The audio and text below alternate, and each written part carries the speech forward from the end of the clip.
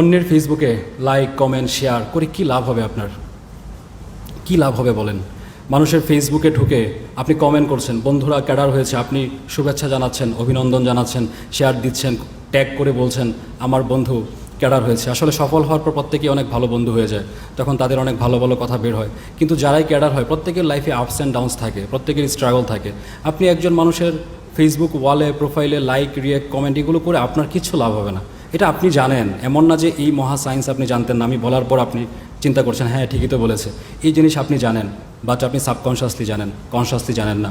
আপনি যখন Facebook browse করেন, যখন হোম পেজে ঘোরাঘুরি করেন, আপনি প্রচুর সময় নষ্ট করেন। কখনো খেয়াল করেছেন? আপনি জানেন আপনি সময় নষ্ট করেন, হয়তো খেয়ালও করেন, কিন্তু পরের দিন আবার সেই রিপিটেশন হয়, আবারও সেই সময় নষ্ট হয়। আমার কাছে মনে হয় ফেসবুকের হোম পেজ বর্তমান সময়ে সবচেয়ে বেশি ডিলিউশন ক্রিয়েট করে। আপনাকে সবচেয়ে বেশি প্রবঞ্চনার শিকার হতে হয় ফেসবুকের হোম পেজে ঢুকলে। আপনি যখন হোম পেজে ঢুকবেন 5 মিনিট সময় দিয়ে নিজেকে বলেছেন অনেক পড়াশোনা করেছি, 5 মিনিট একটু ফেসবুকের দুনিয়াতে ঘুরে আসি, আপনি দেখবেন সেই 5 মিনিট কখন 50 মিনিট হয়ে গেছে, ঘন্টার পর ঘন্টা পেরিয়ে গেছে। আমি যে কথাগুলো বলছি নতুন কোনো কথা না, এই সেম জিনিস আপনি জানেন, আপনার মাথায় আছে, এটা আপনার হয়।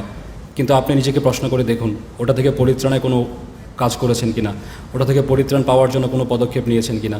যদি নিয়ে না থাকেন তাহলে আজকে অন্তত একটা পদক্ষেপ নিন। যেই এলিমেন্ট, শুধু ফেসবুক না, যে কোনো এলিমেন্ট যেটা আপনার সময় নষ্ট করবে, যেটা আপনাকে কোনো কিছু করতে দিবে না, যেটা আপনাকে কোনো কিছু শিখতে দিবে না, শেখার সময়টা কেড়ে নেবে, সেই প্রত্যেকটা ক্ষতিকারক এলিমেন্টগুলো একটা একটা করে দূর করে দিন।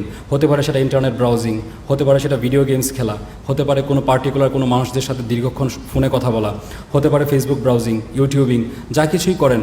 যদি আপনি ইউটিউবিং করে শিখতে শুরু করেন, পড়াশোনা করেন, তাহলে আমি এটাকে খারাপ কিছু দেখি না। যদি কোনো ক্লাস করেন, কিছু একটা শিখেন, কোনো একটা ব্লগ থেকে কিছু শিখেন, ইটস ওকে। কিন্তু আপনি যখন বুঝবেন শুধু বিনোদনমূলক কাজে আপনার সময় নষ্ট হয়ে যাচ্ছে, তাহলে আপনাকে সেই কাজ বন্ধ করতে হবে। কারণ আপনি অকাজগুলো বন্ধ না করলে কাজ করার সময়টা পাবেন না, যেহেতু সময় খুব লিমিটেড। আমি আমার আগের বক্তৃতা ওখানে বলে এসেছি যে আমাদের জীবনে কাজ করার সময় খুব লিমিটেড, এখানে সেটার পুনরাবৃত্তি করতে চাচ্ছি না।